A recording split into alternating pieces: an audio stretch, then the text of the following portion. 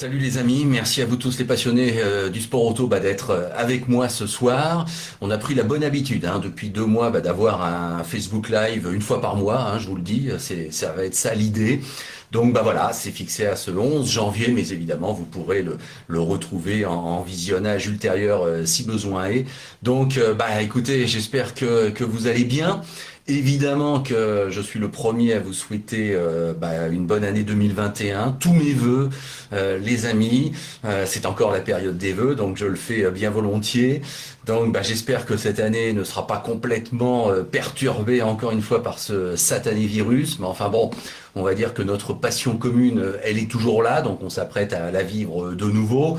On peut penser que même si le premier semestre, à mon avis, risque d'être encore bien bouleversé au niveau des organisations, des courses, des événements, on veut croire, comme tout le monde, que en 2021, ça va s'arranger, qu'il va y avoir des solutions, la vaccination, la fatigue peut-être du virus en tant que tel. Enfin bref, vous êtes d'accord avec moi, on est tous là pour se souhaiter déjà dans notre premier des vœux de passion mécanique, que l'année 2020 redevienne un petit peu une année à la normale concernant les sports mécaniques et qu'effectivement ça puisse reprendre un petit peu la vie normale et qu'on puisse revivre notre passion à fond. Donc voilà, tous mes vœux pour 2021, portez-vous bien, la santé avant tout sans aucun doute. Mais en tout cas, il y aura bien notre passion qui continuera parce que tout va pas s'arrêter quand même, faut pas exagérer. Donc on va dans quelques instants vous dévoiler ce que j'avais annoncé, donc le top 25 pilotes 2020. On va revenir sur l'année qui vient de s'écouler et on va faire un exercice un petit peu amusant, appelons ça comme ça, qui est de passer en revue toutes les disciplines et d'essayer de faire une hiérarchie pour s'amuser à établir donc un top 25 pilotes. Je suis le premier à dire que l'exercice est complètement artificiel, complètement subjectif, mais il est amusant et puis ça permet, je pense sincèrement, de se souvenir de quelques performances ou de quelques exploits qui ont pu être signés en cette année 2020 et que donc ce sera pas plus mal de les mettre en exergue. Alors, la dernière fois, j'ai essayé de voir vos commentaires en direct et je suis pas convaincu d'y être arrivé. Ah bah si, voilà, ça y est. Alors donc, excusez-moi si des fois je prends ma souris et je regarde. Donc voilà, Jérémy, GG est bien là. Bonsoir Jérémy, Farid également, Karim et Loubani, oui oui, fidèle avec toujours les bonnes infos sur Twitter. Il est bien là. À titre personnel, je me permets de souhaiter aussi la bienvenue à Rémi, à Igor et à Sylvain qui sont pour l'instant mes contributeurs officiels de l'Afterlab sur la plateforme Patreon, vous êtes au courant. Et puis écoutez, tous les fidèles, c'est toujours un petit peu les mêmes, mais en tout cas je vous remercie vraiment beaucoup. Et c'est sympa d'être là ce soir. Et donc j'essaierai régulièrement de descendre un petit peu l'ascenseur, la souris, si vous avez des commentaires à me faire en direct. Je voudrais juste, avant de commencer dans le vif du sujet, évidemment dire un petit mot quand même avec la triste nouvelle que nous avons apprise dimanche, la disparition d'Hubert Auriol. Donc je crois que ça a fait vraiment un choc un petit peu à tout le monde. Je crois vraiment qu'Hubert était une personne unanimement appréciée. En tout cas, c'était mon cas. Donc Hubert, je l'ai connu, moi personnellement, si vous me permettez de dire ça, comme j'étais journaliste à France 2 et j'ai couvert le Dakar pendant 3 années, à une époque où il était le patron du Dakar. Je l'ai pas connu, j'étais trop jeune, en mode pilote, quand il gagne ses 2 Dakar à moto. L'épisode évidemment fameux de 87 avec Cyril Neveu, on a tous revu les images dues à Christian de Cortanze, et je crois qu'il appartenait à Afava, la société de prod des Boinards, père et fils, que je salue s'ils sont là. Donc des images éternelles en matière de sport mécanique côté français. Quel moment d'émotion hallucinant là, cette arrivée d'Hubert avec les 2 chevilles brisées, la détresse d'un homme en direct, Cyril Neveu qui prend ça aussi au premier plan de manière personnelle et totalement authentique. Ouais, non, c'est une séquence vérité absolument hallucinante. Et donc tout le monde l'a en mémoire. Donc après, Hubert était passé côté organisation du Dakar, vous le savez, donc c'est là que je l'ai connu. Et moi, j'avoue que c'était toujours des rendez-vous quasi quotidiens hein, devant les télévisions avec des réponses d'interview que je pouvais mener. Non, toujours un mec bien, quoi, nous accueillant tous sans aucun problème et puis répondant toujours de manière plutôt intelligente. Moi, non, j'avais en face de moi un mec qui avait du charisme. Hein, je pense qu'on sera tous d'accord pour dire qu'Hubert dégageait quelque chose, une belle gueule, une belle attitude, un beau charisme. Franchement, quand on savait ce qu'il avait fait, gagner 2 fois à moto, gagner 1 fois en auto, cette panoplie générale, elle était quand même admirable. Et effectivement, il y avait un côté un petit peu légendaire pour Hubert Auriol, qui donc que je voudrais saluer, comme beaucoup. Hein, je suis pas le seul à le faire, mais là je le fais spontanément. Et je l'avais revu 2, 3 fois dans ces 5, 6 dernières années, mais pas depuis quelque temps. Et effectivement, bon, toujours l'impression d'avoir quelqu'un qui sortait de l'ordinaire. Donc évidemment, toutes mes condoléances à ses proches, à sa famille, à ses filles. Mais c'est un grand monsieur qui nous a quittés. Et effectivement, on l'oubliera pas, Hubert Auriol. Donc voilà, je tenais un petit peu à vous faire cette introduction. Alors, Joris Chamontin nous a rejoint. Salut Joris. J'espère que vous allez tous bien, hein, franchement. Donc la santé avant tout, je vous le rappelle. À titre personnel, je vous cache pas que je me ferai vacciner dès que c'est possible. Mais bon, chacun est libre de penser ce qu'il pense. Mais moi, voilà ce que je pense. Bon, voilà, allez, on va ouvrir le chapitre donc qui nous réunit ce soir en priorité. Mon top 25 pilotes 2020, voilà, exercice amusant, je vous l'ai dit, artificiel, subjectif, sujet à tous les débats possibles, on est parfaitement d'accord, c'est le but du jeu, mais enfin bon, je vais assumer, et puis voilà, on va s'amuser, je vais donc aller en mode décroissant, je vais commencer au 25e, je vais aller au premier, bien sûr, et puis comme ça, donc vous verrez comment j'ai un peu classé tout ce beau monde tout au long de l'année. Nicolas Promo qui est là, salut Nicolas, j'espère que ça va, ça nous rappelle là aussi quelques moments à Motors TV, bien évidemment. Alors, je voudrais juste vous signaler, je m'étais amusé à faire les bilans. En 2020, l'Afterlap, je me suis... J'ai donc fait les calculs, je vous ai proposé 52 épisodes dans l'année, mais oui, ça fait globalement un par semaine, même s'il y en a eu 4 la semaine des 24 heures du Mans, je m'en souviens très bien.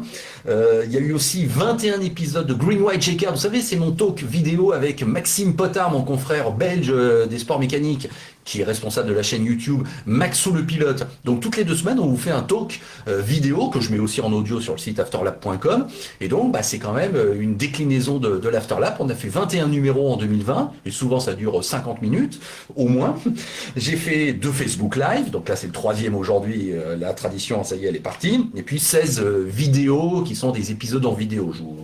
Je vous dis ça au passage. Ça fait en tout cas 42 heures de contenu podcast, talk, spécial Afterlap en 2020. Bon, écoutez, merci de votre fidélité, merci de votre suivi. Je sais que les chiffres sont pas mauvais au niveau de la fréquentation, soit du site, soit de la chaîne YouTube. Donc c'est très sympa à vous. Merci beaucoup. Alors, les 25 meilleurs pilotes 2020. J'y arrive enfin. Alors, je vous annonce tout de suite qu'il y a 13 nationalités qui sont représentées. J'en dis pas plus pour pas donner trop d'idées.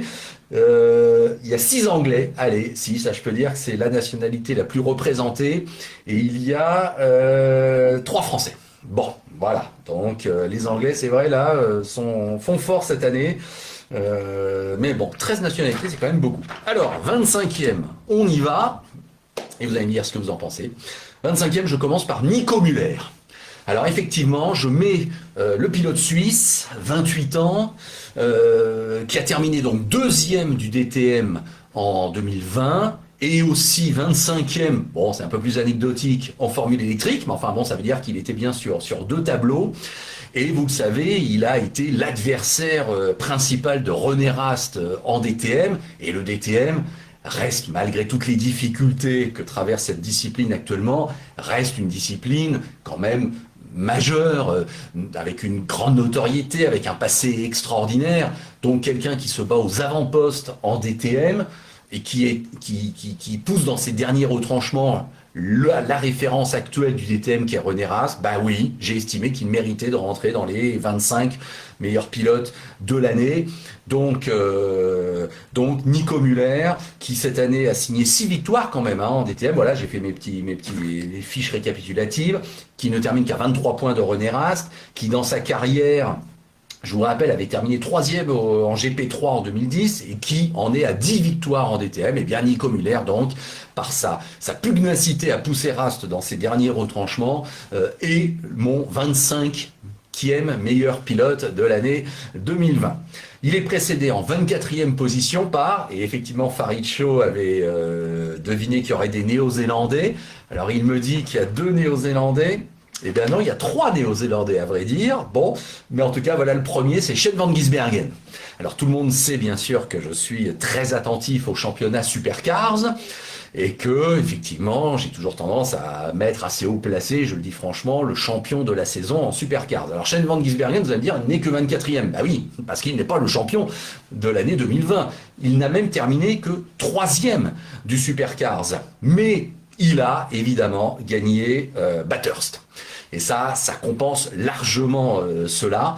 Donc j'estime que même si sa saison a été relativement décevante, même s'il a été déçu, et son équipe un petit peu aussi d'un cheminement un petit peu chaotique dans la saison, bah évidemment, la victoire de Bathurst est venue parachever tout ça. Une 3e place au championnat Supercars, bah c'est immense quand même.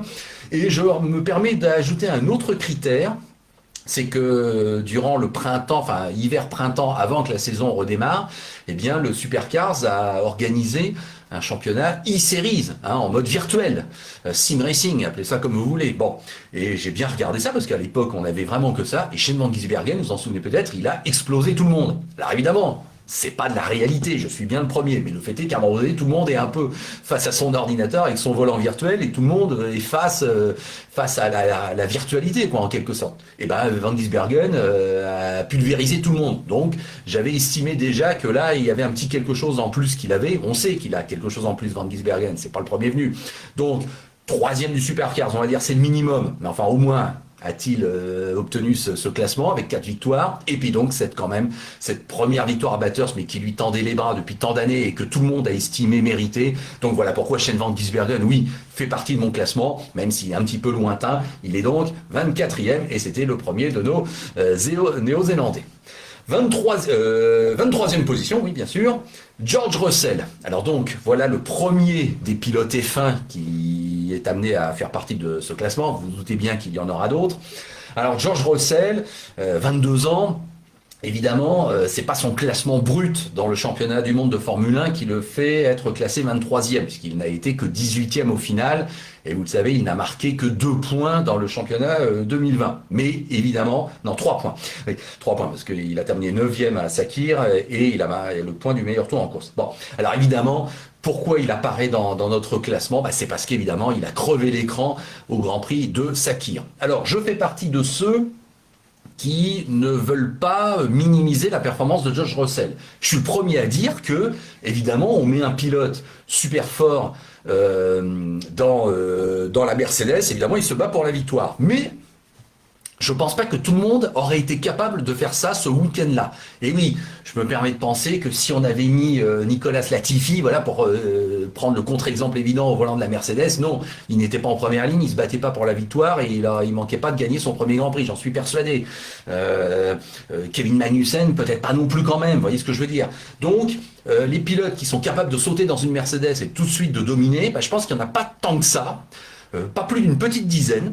Et George Russell a prouvé qu'il était d'une trempe supérieure, voilà, capable de remplacer Lewis Hamilton. Non mais vous imaginez, moi c'est ce que je pense, vous imaginez ce que c'est que de remplacer Lewis Hamilton au pied levé avec toute la pression médiatique, sportive, interne, de management, l'environnement avec Bottas à ses côtés, des mécaniciens qu'il ne connaît pas forcément, enfin j'imagine, une attente gigantesque au niveau médiatique, puisque moi-même, comme vous, on n'avait qu'une hâte, c'était de voir comment allait se débrouiller George Russell. Donc effectivement, tous les yeux étaient braqués sur lui. Bon, je dis que c'est pas anodin.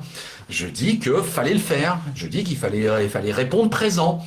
Surtout sur un nouveau circuit, petit circuit, assez compliqué dans sa partie médiane. Non, George Russell m'a épaté, parce qu'il a répondu présent, parce qu'il a été impeccable, parce qu'il méritait évidemment de gagner le Grand Prix ce soir-là. S'il n'y avait pas eu cette boulette hallucinante de Mercedes, on a tous été ravis de la victoire de Sergio Pérez, bien sûr. Mais bon, George Russell, ouais, j'ai tendance à mettre en avant de manière bienveillante sans doute, mais sincère, de mettre en avant sa performance globale sur ce week-end et le fait qu'il ait répondu présent et qu'il a été une force extraordinaire dans ce week-end de Grand Prix. Donc voilà, George Russell, je le mets 23e. Devant lui, je mets un autre Anglais. Je vous disais qu'il y avait 6 Anglais, c'est Lando Norris. Alors, le pilote McLaren, qui lui a terminé 9e du championnat, donc évidemment, c'est quand même excellent, et qui, en 17 Grands Prix, bah, j'ai fait les comptes, hein, il est rentré 13 fois dans les points, hein, donc c'est vraiment impressionnant. 6 top 5, et évidemment, il a signé en 2020 son premier podium en Autriche. Donc moi, Lando Norris, vous le savez, je le suis depuis pas mal de temps, parce que sur Motors TV, on l'a commenté dans toutes les formules de promotion. Et la dernière fois, c'était en formule Toyota NZ, hein, durant les mois de janvier et février en Nouvelle-Zélande. Bon, bah moi, ne me déçoit pas. On savait qu'on avait un prodige. Il a été présent. Pour moi, il ne cesse de monter en puissance. Carlos Sainz, bon, évidemment, est très fort à ses côtés, mais Lando Norris est vraiment d'ores et déjà une petite star. J'ai envie de dire ça franchement de la Formule 1, quoi. Et donc cette année, je l'ai vu monter en puissance, et donc c'est pour moi tout à fait logique qu'il soit dans les 25 premiers, parce que forcément, la Formule 1 étant quand même, malgré tous ses défauts, et malgré le fait qu'on suit bien d'autres disciplines et qu'on n'a pas les yeux que rivés sur la F1, eh bien forcément, il y a une prime quand même à ce championnat du monde. Et voilà pourquoi, sur les 25, il y a une petite dizaine de pilotes de la F1, parce que c'est quand même un peu les meilleurs dans les meilleures organisations mondiales. Donc voilà, Lando Norris, oui, fait partie de mon top 25, il est 22e. 21e, c'est là où je vais commencer à vous montrer que je pondère parfois par rapport à des disciplines dont on parle pas assez peut-être, mais qui sont aussi pointues, et où le champion de l'année mérite d'être dans notre classement. Donc voilà, vous allez voir le cas de figure, bah c'est 21e, je mets Ashley Sutton. Ashley Sutton, c'est le champion BTCC 2020. Bah pour moi, oui, le champion BTCC de l'année mérite d'être dans mon classement, que ce soit top 20 ou top 25. Bon là, il est 21e, vous voyez ce que je veux dire, c'est relativement logique. Moi, je mettrai toujours un champion DTM, BTCC, Supercars dans mon classement, vous le savez. Bon, donc là, je mets Ashley Sutton. Je rappelle que c'est un autre Anglais, le 3e consécutif, qu'il a 26 ans, et qu'il a obtenu cette année son 2e titre en BTCC.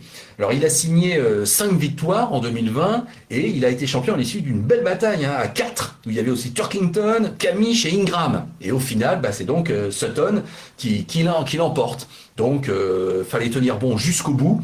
Et donc voilà pourquoi je le distingue. Alors dans sa carrière, je vous rappelle qu'il a donc été déjà champion BTCC en 2017.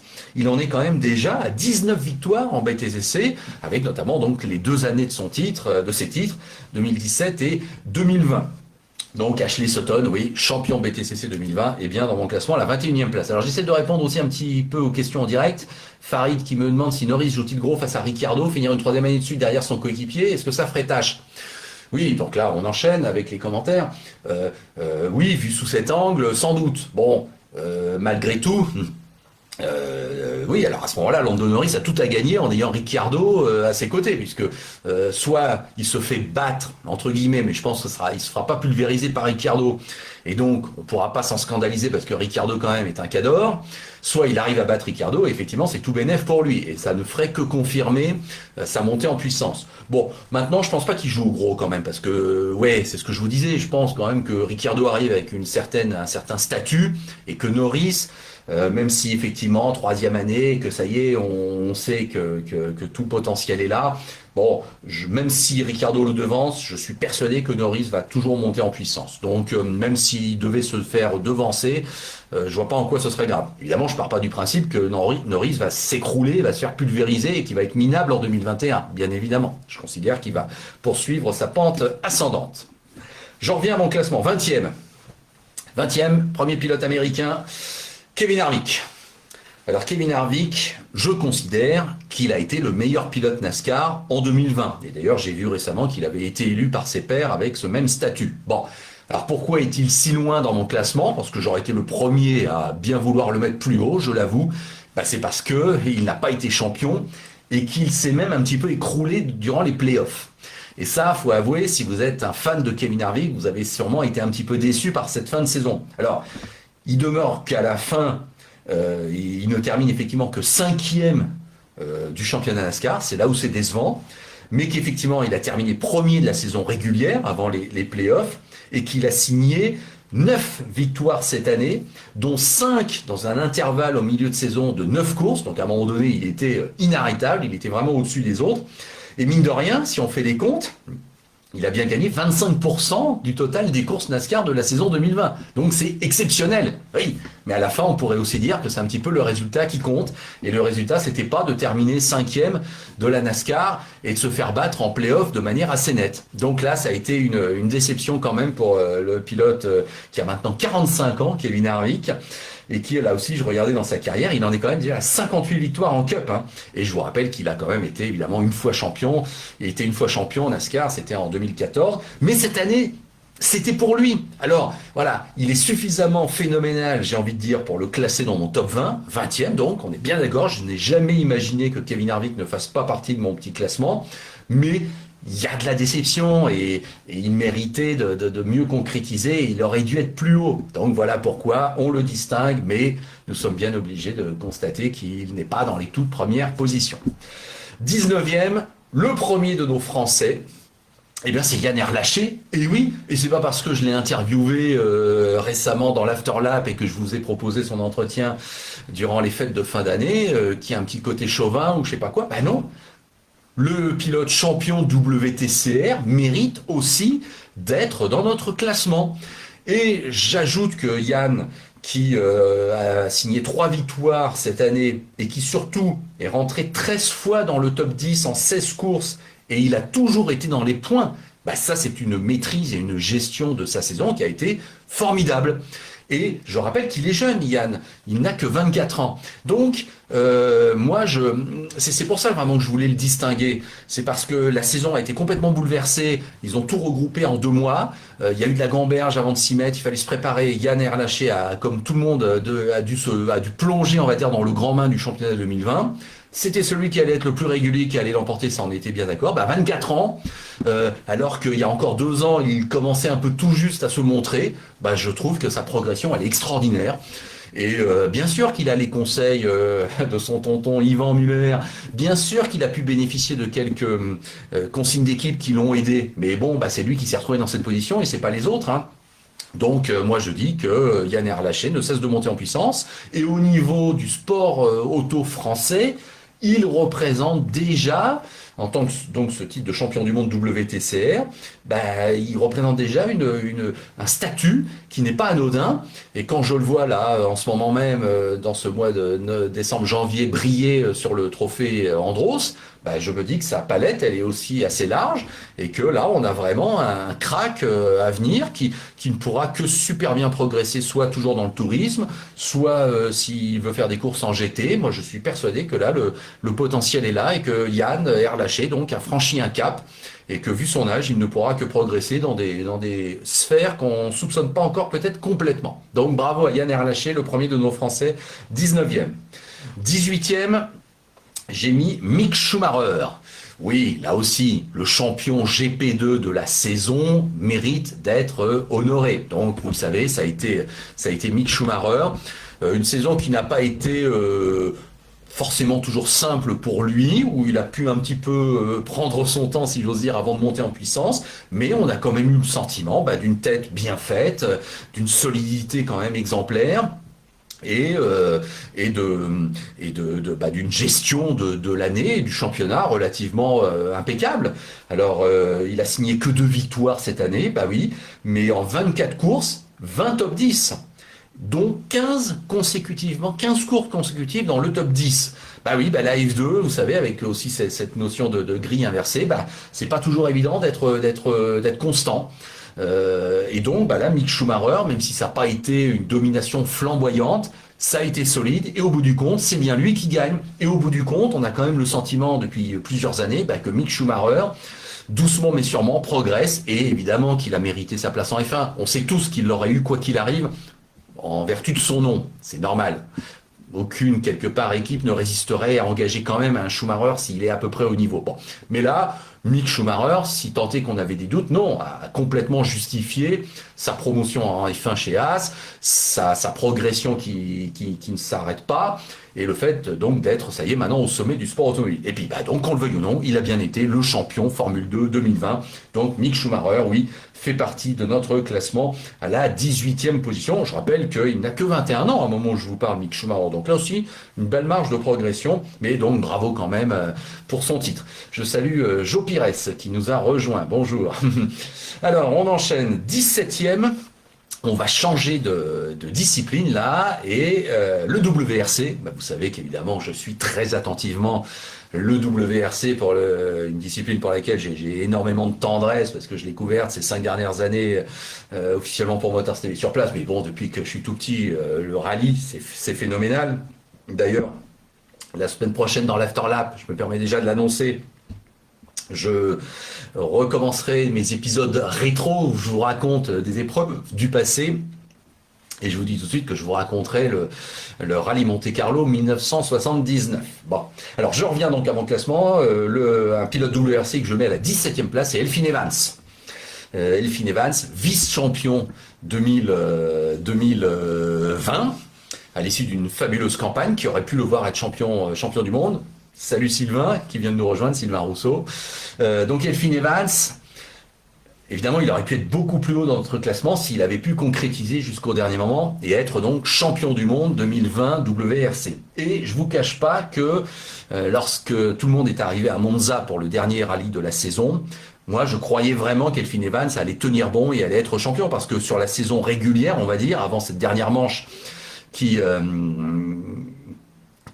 faisait un petit peu office de grande finale, oui, je voyais quand même pas Ogier peut-être le revenir et je voyais pas Evans s'effondrer en quelque sorte. Alors, il s'est pas effondré, on va pas dire ça, mais c'est vrai que il a commis l'erreur qu'il fallait pas commettre et donc ça lui a coûté très cher puisqu'il a donc perdu le titre mondial quand même à cette dernière manche. Donc Elfyn Evans, oui, par sa saison régulière chez Toyota où il était à la hauteur de Sébastien Ogier, c'est évident, où il était le premier adversaire souvent quand même de Tanak et de Neuville, Elfyn Evans, oui, a été exceptionnel en cette année 2020, mais il y a quand même évidemment l'échec final qui fait qu'on tempère un petit peu l'enthousiasme et que évidemment on le met dans notre classement. Oui, bien sûr, le vice-champion WRC, il est dans le classement, mais je ne le mets que 17e. Et donc, c'est peut-être une petite déception. Alors, 2 victoires cette année pour Elfyn Evans, 6 fois dans le top 4 en 7 rallyes, c'est super, mais évidemment, c'est le dernier rallye qui fait tâche. Et dans sa carrière, je faisais les comptes, on n'en est qu'à 3 victoires pour Elfyn Evans. Donc j'espère que ça va pas trop lui couper les ailes, cette mésaventure de Monza, et qu'il va pouvoir enchaîner en 2021. Je serais vraiment le premier à lui souhaiter. Elfyn Evans, je le dis tout de suite, il n'y a pas d'autres pilotes WRC dans mon classement. Après, vous savez bien qu'on va retrouver le champion du monde de l'année. Mais je n'ai pas mis Ott Tanak, qui cette année a dû un peu s'acclimater quand même à son équipe Hyundai. Je n'ai pas mis Dani Sordo, qui certes, malgré des coups d'éclat incontestables, n'est pas toujours assimilé à un pilote à temps plein, évidemment, en WRC. Et puis, je n'ai pas mis Thierry Neuville.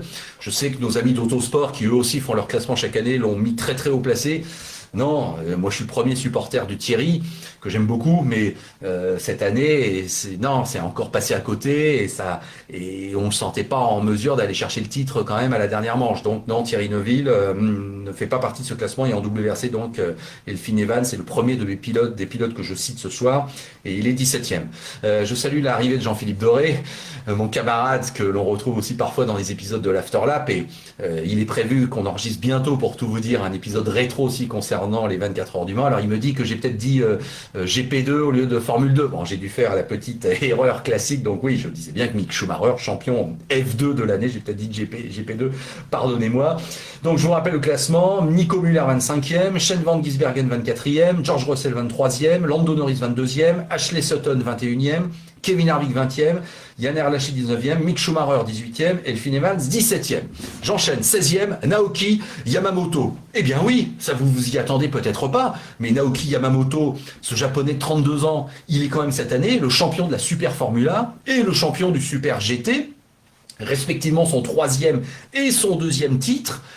dans ces deux disciplines. Or moi, pas seulement parce que je les ai commentés aussi sur Motorsport TV il y a quelques temps, mais la Super Formula fait toujours partie quand même des grandes disciplines monoplace que je suis attentivement et que j'ai tendance à mettre assez haut dans mon panthéon un petit peu des disciplines de sport mécanique. Donc quand on devient un triple champion Super Formula, avec certes qu'une victoire, mais on sait qu'en Super Formula, les champions, ils en gagnent pas plus de trois, hein, donc faut pas non plus dire qu'il a pas mérité son titre. Bon, qu'on est champion en Super GT pour la deuxième fois, là aussi qu'avec une victoire, mais c'est la constance aussi qui prime. Qu'on a été donc champion en Super Formula en 2013, 2018, 2020, qu'on a été champion Super GT en 2018 et 2020, donc aussi Yamamoto. C'est la deuxième fois qu'il est double champion. En 2018, il avait déjà gagné la Super Formula et le Super GT. Il a récidivé en 2020. L'année a été un peu spéciale, effectivement, avec des reports, etc. Mais voilà, formidable. Et pour moi, ça mérite d'être très haut dans le classement. 16e meilleur pilote pour moi, je vous le dis. Donc voilà, Naoki Yamamoto est classé 16e. Là, je ne sais pas si vous aviez un peu suivi cette saison de l'autre côté du monde, mais voilà, je voulais vraiment le mettre bien placé. 15e, je vous annonce que c'est Carlos Sainz. Donc Carlos Sainz Junior, oui, vous auriez pu me dire que j'aurais pu mettre Carlos Sainz en vertu de sa victoire sur le Dakar en janvier 2020. Non, c'est pas le cas. Donc c'est bien le fiston qui en Formule 1 cette année, eh bien, c'est classé 6e du championnat du monde, vous le savez, avec 12 arrivées dans les points en 17 Grands Prix, dont 7 arrivées consécutives dans les 7 derniers Grands Prix. On l'a senti très solide hein, dans la deuxième moitié du championnat.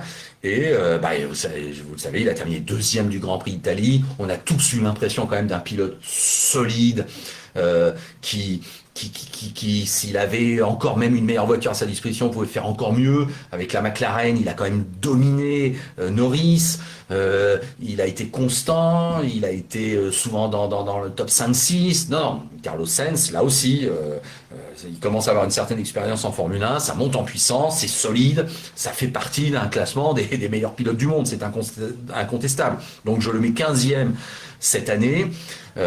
Et on verra bien donc à 26 ans si peut-être évidemment l'année 2021 sera à ce point-là importante pour lui avec son transfert chez Ferrari, même si on est tous en train de se dire que bon, ça sera peut-être pas si simple, mais bon, Carlos Sainz fait partie d'une hiérarchie qui fait qu'il est donc 15e dans mon classement des meilleurs pilotes 2020. En 14e position, j'ai mis Joseph Newgarden. Peut-être que vous allez estimer que j'aurais pu le mettre un petit peu plus haut. Oui, c'est le vice-champion IndyCar, mais vous allez voir qu'après, j'ai estimé qu'il y avait d'autres qui méritaient un meilleur tableau d'honneur en quelque sorte. Alors Joseph Newgarden, et je me suis rendu compte qu'il avait déjà 30 ans, mine de rien, là, les années commencent à filer. Bien sûr qu'il a été 2 fois champion IndyCar en 2017 et 2019, vous le savez aussi bien que moi. Mais c'est vrai que cette année, en 2020, et c'est peut-être pour ça que je le mets pas dans le top 10 par exemple, on a quand même eu le sentiment que ça allait pas le faire, qu'il allait pas y arriver. Alors pour une sorte de double raison, d'une part parce que les Penske ont un petit peu galéré quand même tout au long de la saison, ça a été un petit peu inconstant et heureusement quand même que chez Penske Newgarden était là, on est d'accord. Mais vous voyez ce que je veux dire, ça a été un petit peu difficile quand même. Et puis Scott Dixon avait tellement mis la main, on va dire, sur le championnat dès le début de la saison, qu'on a toujours eu le sentiment que c'était Dixon le patron et que Newgarden, même si ça cravachait derrière et qu'il faisait de son mieux, et il a terminé la saison super, hein, mais bon, voilà, il n'a jamais eu en quelque sorte la primauté ou l'avantage. Voilà, donc il a un peu toujours couru après le score, j'ai envie de dire. Et voilà pourquoi je nuance un petit peu son parcours. Bien sûr, je me suis amusé à noter des faits majeurs pour lui. C'est 4 victoires en 14 courses, ça on le sait. 12 top 10 sur 14 courses, c'est formidable. Il a battu Dixon en classement pur 8 fois sur 14. Voilà, donc on pourrait penser, mais non. Voilà ce que je vous ai dit, hein, Dixon a été plus solide, je le pense sincèrement. Alors c'est vrai qu'il avait aussi été le pilote qui a fini l'année avec le plus de tours en tête, Newgarden, 455 tours en tête, donc bravo à lui, bien sûr. Mais le fait est qu'il n'a pas été champion, et donc je lui fais un petit peu payer, si je puis me permettre. C'est ce petit échec et le fait d'avoir couru après Dixon pendant toute la saison. Voilà.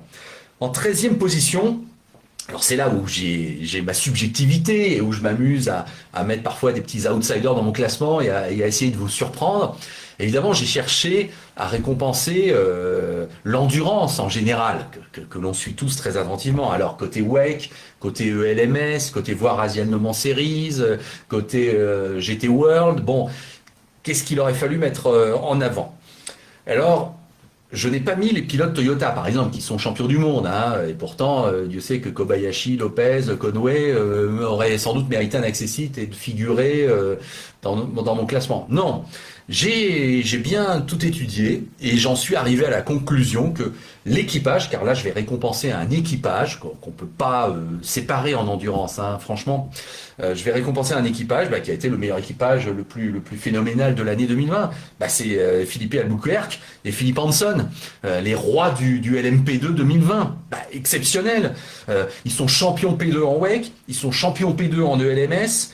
Et en 2020, il y a 4 victoires en 8 courses en WEC, dont Le Mans. Parce que Le Mans, ils arrivent au Mans en étant déjà super favoris, ils répondent présent.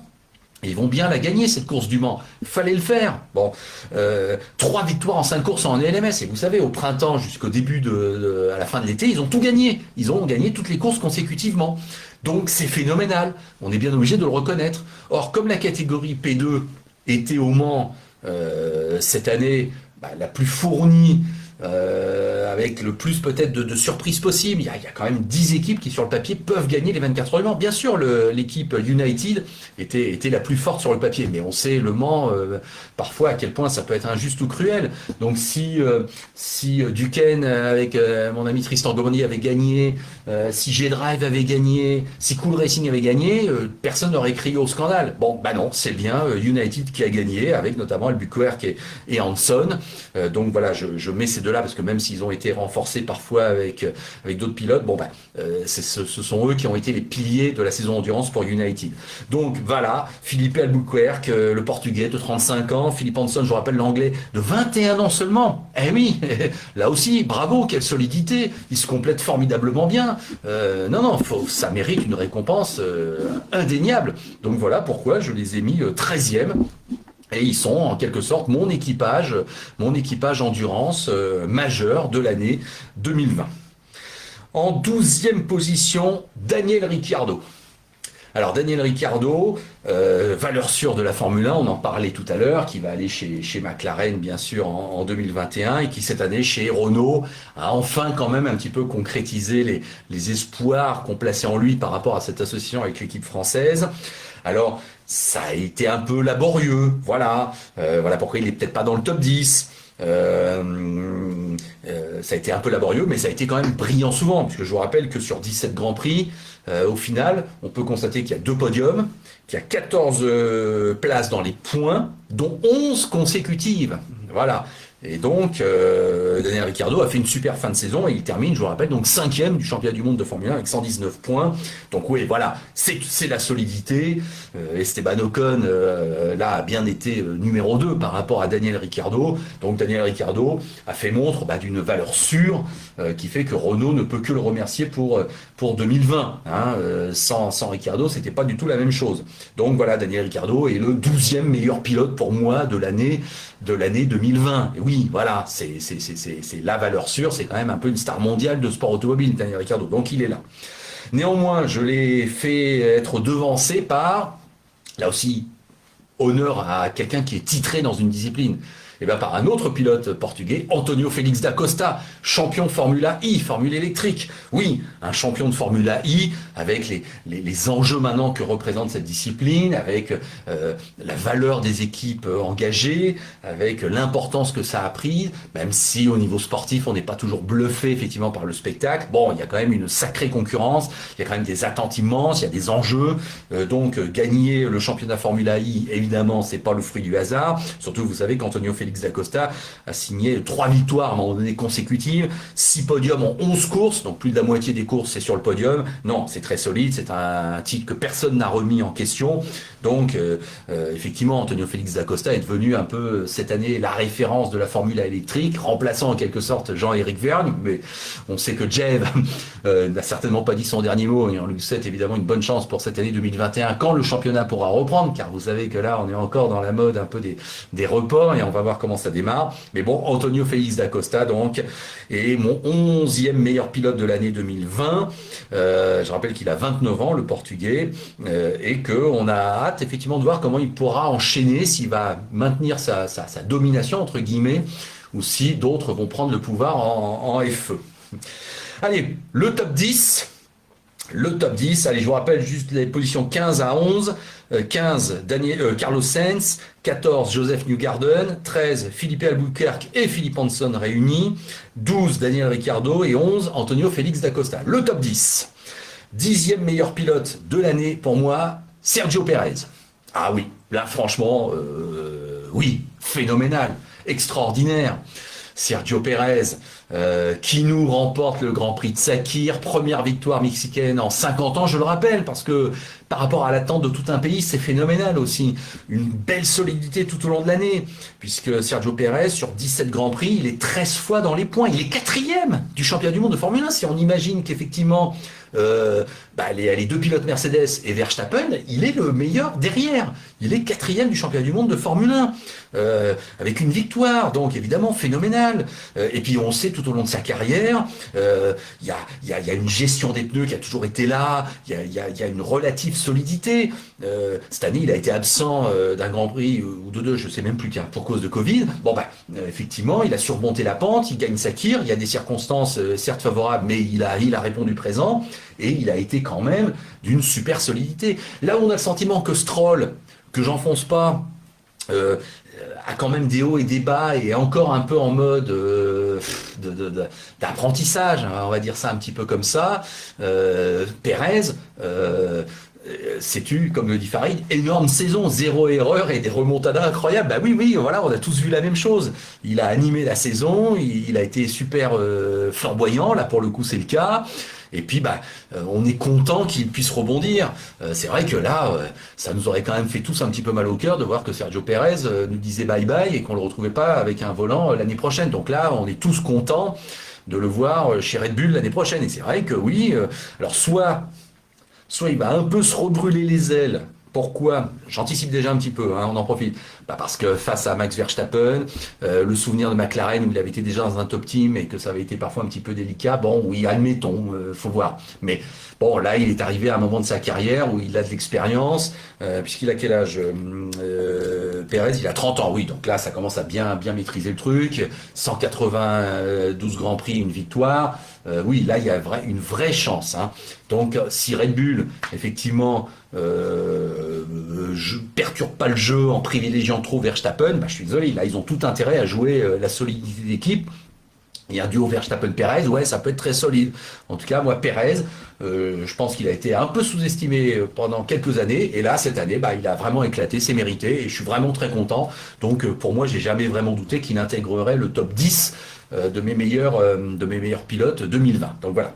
9e, René Rast, voilà, je vous en parlais tout à l'heure. Moi, René Rast, c'est là aussi dans mon classement où je m'amuse à mélanger les disciplines. Oui, le champion DTM, il peut être devant le 4e du championnat du monde Formule 1. René Rast, moi, je l'ai commenté des années en Porsche Super Cup. On l'a vu en endurance arriver à un moment donné chez Audi. Bon, vous savez ce que j'en pense. Je pense que ce type est phénoménal. Ouais. En DTM, il est en train de réécrire l'histoire du DTM. Alors vous allez peut-être me dire, oui, mais il est chez Audi, équipe solide, la meilleure structure, consigne d'équipe là aussi. Non, je pense même vraiment pas. Et je pense que René Rast, effectivement, j'ai pas meilleure expression à vous dire, il est en train de réécrire l'histoire de son sport, enfin de sa discipline. Donc cette année, c'est le 3e titre en 4 ans pour René Rast en DTM. Il a signé 7 victoires en 18 courses. Vous voyez la proportion, dont 5 victoires dans les 6 dernières courses. Donc là aussi, où il fallait un petit peu répondre à la menace Nico Müller, boum, René Rast a écrasé tout le monde. Voilà. Donc, son pire résultat de l'année, en DTM sur ses courses de tourisme en paquet, c'est 7e. Non mais vous vous rendez compte, son pire résultat, 7e dans une course DTM. Non, c'est génial. Et en 76 courses de DTM depuis qu'il est entré dans la discipline, ben, il en est à 24 victoires et 20 pôles. Là aussi, c'est honnêtement phénoménal. Là, on est sur des chiffres à la Bernd Schneider et à la Klaus Ludwig. Hein. Donc voilà, moi j'ai une grande tendresse pour René Rast, qui en plus, je vous le rappelle, a fait 3e dans la 5e course en fin d'année à Berlin en Formule électrique. Bon, voilà. Donc, le débat, pour moi, il n'existe pas. J'aurais peut-être même pu le mettre un peu plus haut, mais enfin, comme la saison DTM a été un peu perturbée, que c'était un peu la fin d'un cycle, voilà, j'ai pas complètement mis tout en haut, mais il est dans mon top 10 et donc il est 9e, René Rast. Je le fais être devancé par Chase Elliott, le champion NASCAR. Alors, autant je parlais tout à l'heure de Kevin Harvick, qui a dominé la saison régulière et qui a été génial, mais qui s'est un peu effondré dans les playoffs, ça a été un peu l'inverse pour Chase Elliott, puisque je vous rappelle qu'il a signé 3 victoires dans les 5 dernières courses, et 5 victoires au total. Donc non, un parcours superbe de la part de Chase Elliott, alors oui, il y a 22 top 10 en 36 courses aussi, j'avais noté ça au passage, donc très, très solide. Chase Elliott, pourquoi là il y a un petit plus cette année pour lui, c'est parce qu'il est jeune, 25 ans, qu'il est le fils évidemment de Bill Elliott, qu'il y a une formidable histoire qui est en train de s'écrire, une montée en puissance indéniable. Il a répondu présent aux attentes chez Elliott, parce que là aussi, il y avait un petit peu une pression quand même pour ça y est, concrétiser. Bon, chez Elliott, voilà, pour moi, c'est une des très belles histoires de l'année 2020, avec une belle conclusion, une course des playoffs limpides, une dernière course super. Voilà, c'est normal que le champion NASCAR, avec ses circonstances de jeunesse et de storytelling, en quelque sorte, c'est normal qu'il soit bien placé. Donc, je classe chez Elliott 8e. Bon, alors je vais tourner ma page dans mon cahier pour arriver aux 7 meilleurs pilotes de la saison. 7e, j'ai mis Charles Leclerc. Alors, je sais que peut-être, et dans le dernier numéro de Green White Checkered, Maxime Potin, mon collègue, a nuancé la saison de 2020 de Charles Leclerc en la critiquant un petit peu. Et moi, j'ai éprouvé un petit peu l'inverse. C'est-à-dire que cette saison 2020, elle a été évidemment décevante. Je ne vais pas vous dire le contraire, puisqu'il ne termine que 8e. Il ne termine que 8e de la saison, vous le savez, avec 10 arrivées dans les points, 2 podiums, 98 points par rapport à des standards Ferrari. Oui, c'est médiocre, c'est décevant. Bon, mais malgré tout, pour moi, cette saison 2020 si difficile, elle n'a fait finalement que renforcer la stature de Charles Leclerc. Oui, là où certains pourraient voir une année très décevante et que, certes, pour Vettel, j'en parle même pas, là, le pauvre, il a vraiment été au fond du trou. Mais Charles Leclerc, on pourrait penser, oui, que ça a été décevant comme pour Ferrari. Non, moi je considère que ces 10 arrivées dans les points, ces 98 points au total, ces 2 podiums, c'est justement parce que la Ferrari était pas au niveau, que Charles Leclerc a été le seul à pouvoir faire un peu illusion et à pouvoir un peu entretenir un certain statut Ferrari et à quand même signer des performances pas ridicules et même plutôt bienvenues. Donc, alors qu'il n'a que 23 ans, je trouve que le Monégasque a un petit peu retroussé ses manches et assumé son statut. Alors vous allez me dire, il a fait 2 grosses conneries. Oui, soyons francs, en Autriche, là c'est sûr c'est une grosse bêtise. Bon, oui, on fait pas d'omelette sans casser des œufs, voilà, je vais vous dire ça. Et le fait de tenir la Scuderia Ferrari à bout de bras tout seul, à mon avis, voilà, ça faisait que forcément, à des moments, ça allait pas passer. Donc c'est arrivé. Mais j'ai tendance à donner ma bénédiction à Charles Leclerc en disant que malgré tout, tout bien considéré, cette saison a renforcé son statut de super pilote F1 qui se battra pour le titre mondial tout le temps dès que ce sera possible et qui l'an dernier déjà c'était pratiquement le cas, ce sera le cas à tout moment. Donc non, voilà, je mets Charles Leclerc à une très belle 7e place, peut-être source de débat, j'attends de voir ce que vous allez me dire, mais je l'accompagne toujours par rapport à ce qu'il représente maintenant. 6e.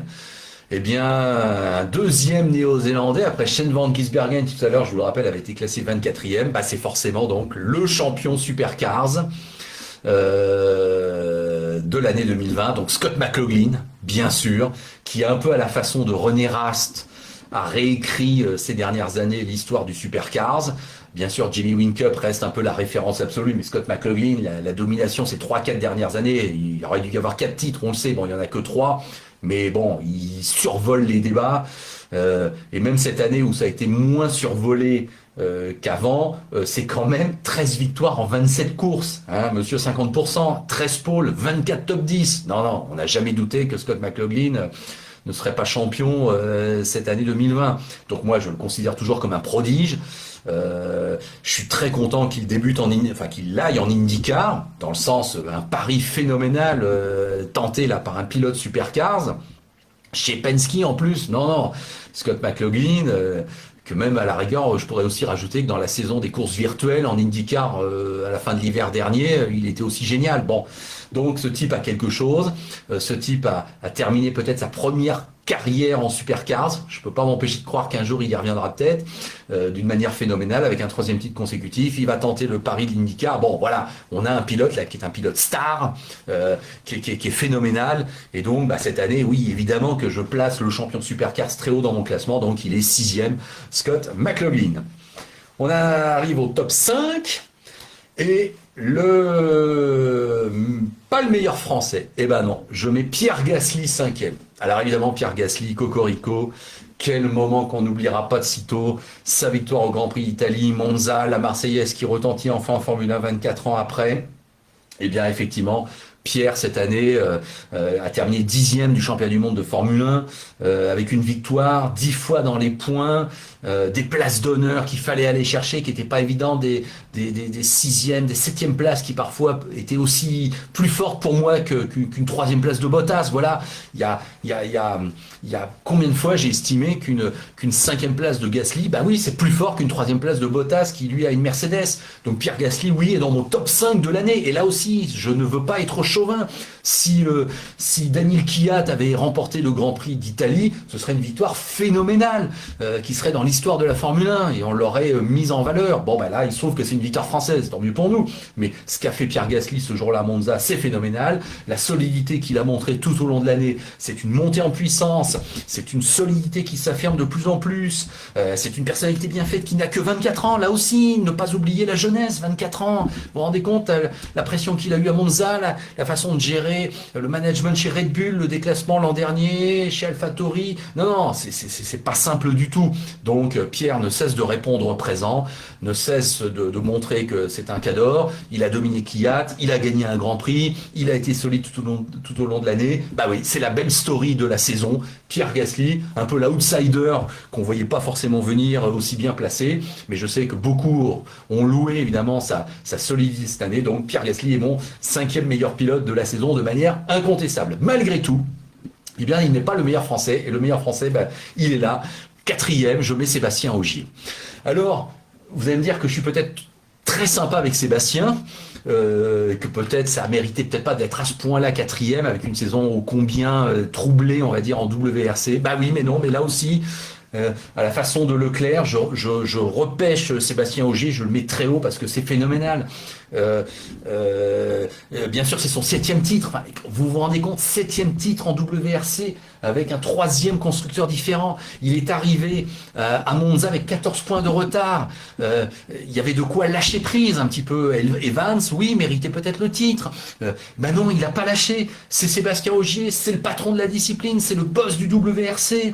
Il n'y a eu que 7 rallyes pour essayer de surnager. Il en remporte 2 finalement, et il remporte surtout le dernier qui compte. Voilà, c'est une gestion, encore une fois, exceptionnelle. Et j'associe bien sûr Julien Ingrassia au succès de Sébastien Ogier. Quel duo extraordinaire, légendaire. Oui, eux aussi, ils sont quand même un petit peu en train de réécrire l'histoire de WRC. Je sais bien qu'au niveau des records, ils seront toujours derrière Loeb et Lena, qu'on salue et qui connaissent, au moment où je vous parle, un Dakar pour le moins spectaculaire, dans le mauvais sens du terme. Mais bon, ce que font Ogier et Ingrassia, c'est fabuleux. Et donc, même si le WRC cette année a un petit peu été perturbé, en grosse difficulté, avec des moyens artificiels pour sauver la saison. C'est vrai que ce rallye de Monza, c'est pas complètement le genre de rallye qu'on veut. L'annulation de Ypres, oui, ça a été dans la douleur, mais au final, tout le monde avait accepté la règle du jeu, qui est 7 Grands Prix, qui 7 rallyes, et que au bout du compte, bah, il y a bien un qui va terminer devant les autres. Bah, c'était vraiment pas écrit que ce soit Sébastien Ogier, je peux vous le dire. Donc, bah oui, je considère que c'est encore exceptionnel. Donc 37 ans maintenant, Sébastien Ogier. Bah, qui est souvent dans mon top 5 hein, depuis pas mal d'années, vu son statut. Voilà, quand on est le roi du WRC, on mérite d'être très très haut classé. Donc, mais je le rappelle, hein, c'est vraiment encore le fait d'être allé chercher quand même un 7e titre. Bah oui, ne l'oublions pas, ça fait 7 avec un 3e constructeur différent. C'est génial. Donc bravo à Sébastien Ogier, 4e meilleur pilote de l'année 2020 pour moi. Et j'en arrive donc au top 3. Alors pour ceux qui éventuellement n'étaient pas avec moi, allez, je fais un dernier rappel. 25e Nico Müller, 24e Shane Van Gisbergen, 23e George Russell, 22e Lando Norris, 21e Ashley Sutton, 20e Kevin Harvick, 19e Yann Erlaché, 18e Mick Schumacher, 17e Elfyn Evans, 16e Naoki Yamamoto, 15e Carlos Sainz Jr., 14e Joseph Newgarden, 13e Philippe Albuquerque et Philippe Hanson, 12e Daniel Ricciardo, 11e Antonio Félix da Costa, 10e Sergio Perez, 9e René Rast, 8e Chase Elliott, 7e Charles Leclerc, 6e Scott McLaughlin, 5e Pierre Gasly, 4e Sébastien Ogier. Le top 3, 3e Scott Dixon. Eh oui, champion IndyCar à 40 ans, 6e titre. Et je vous rappelle, mais est-ce que ça on l'a assez dit? Non, on l'a pas dit. Victoire aux 24 heures de Daytona en début d'année, victoire au Petit Le Mans un peu plus tard dans la saison, en IMSA. Donc un titre en IndyCar, avec 4 victoires en 14 courses, 13 top 10, jamais pire que 12e au classement, et 2 victoires en IMSA. Voilà, n'en dites pas plus. Scott Dixon est évidemment une des superstars de la saison. On ne peut que s'incliner face là aussi à une telle solidité, une telle gestion de l'année. 3 victoires consécutives pour démarrer l'année en IndyCar. Et après, ce qui effectivement explique pourquoi Newgarden n'est pas à sa place, c'est parce que Newgarden n'a cessé de courir après. Là où Dixon n'a cessé comment dirais-je, de gérer la situation de formidable façon. Alors, il y aura un regret dans la saison de Dixon, et il le sait mieux que nous.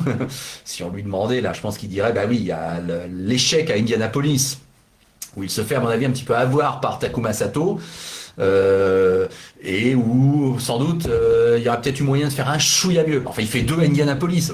Voilà, excusez du peu.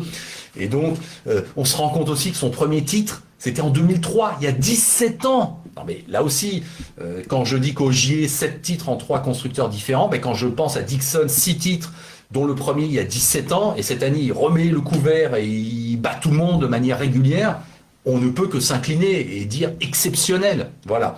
Donc, Scott Dixon, j'aurais peut-être même pu le mettre 2e dans mon classement. Bon, voilà, je le laisse 3e parce que c'est pas la F1 forcément, et que l'IndyCar parfois, bon, allez, il y a des ovales, ça n'a peut-être pas la même valeur qu'un Grand Prix à Imola, on va dire ça comme ça. Mais bon, voilà, respect Monsieur Dixon, vous êtes phénoménal, bravo.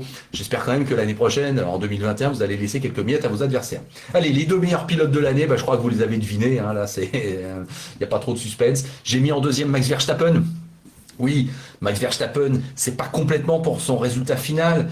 Il est que 3e du championnat, si on voulait faire la fine bouche, et il n'a que 2 victoires cette année.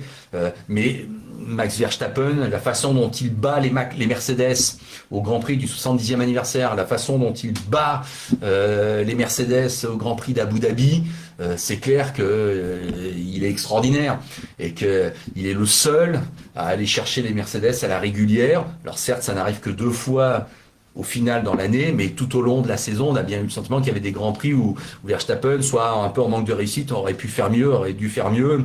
Et, pardon, il est la seule menace avérée des Mercedes, et menacer les Mercedes actuellement sur son simple talent, c'est donc bien ça Verstappen, évidemment que c'est phénoménal. Donc oui, je le considère toujours, même s'il n'est pas titré cette année, même s'il n'y a pas des performances inoubliables, c'est phénoménal quand même la solidité qu'il s'est montré, et je le place toujours comme le 2e meilleur pilote de l'année pour moi, en valeur pure, quoi. Voilà. Et bien sûr, le meilleur pilote de l'année, là, ça sera pas une surprise, c'est Lewis Hamilton. Quel suspense, quelle surprise. Oui, là, il symbolise le pilote absolu. qui cette année est allé chercher un 7e titre en Formule 1 en réécrivant tous les records de pole, de victoire. Voilà, il est en train de réécrire lui aussi l'histoire de la Formule 1. Je suis le premier à considérer qu'il gagne trop. J'aimerais qu'il en laisse un petit peu aux autres, que 11 victoires en 17 Grands Prix, surtout que ça fait au moins 3-4 ans consécutifs qu'il est à plus de 10 victoires par saison. Bon, bah voilà, c'est un petit peu lassant. Je suis toujours pas complètement époustouflé par sa personnalité, pas au niveau de cette prise de position, on va dire sociétale, qu'il a au contraire, pour moi, montre une belle personnalité, en tout cas une volonté de se démarquer un petit peu de son sport. Ça, c'est très bien. Non, c'est plus par rapport à quand même une personnalité en dehors des circuits, par rapport à ses activités de tous les jours. Oui, je suis pas complètement transporté par la façon qu'il a de s'exprimer ou ce qu'il fait entre les grands prix. Mais bon, ça, je veux dire, à l'arrière, ça compte pas. Derrière un volant, il est génial. Il est le roi de la Formule 1, donc du coup, le roi des sports mécaniques au monde, en tout cas du sport auto. Donc évidemment que cette année, Lewis Hamilton, à 36 ans, qu'il a fêté donc il y a quelques jours, hein, vous le savez, eh bien, est évidemment le top pilote de la saison 2020. Bon, et bien voilà, je retourne mon cahier. À chaque fois, on dit qu'on va faire 1 heure. Ben, ça va être exactement ça dans quelques secondes. Donc, écoutez, ça a été un plaisir de vous avoir avec moi ce soir. Je remercie les fidèles qui ont participé au chat là en direct avec Farid Show, qui remporte allègrement le prix des commentaires les plus nombreux cette année. C'est le début de saison. Si vous n'étiez pas en direct avec nous, vous aurez la possibilité de revoir ce Facebook Live. Je vous remercie beaucoup. Je vous souhaite encore une fois une belle année. Donc, on va continuer sur la lancée de l'Afterlap à vous proposer globalement un épisode par semaine. Maintenant, il y a quand même des épisodes qui seront bonus pour les contributeurs de l'Afterlab sur la plateforme Patreon, ça fait partie du jeu. Mais bon, je serai toujours là et donc merci de votre fidélité, portez-vous bien, bonne soirée. Et donc on se retrouve la semaine prochaine pour un nouveau rendez-vous de l'Afterlab. Allez, salut à tous!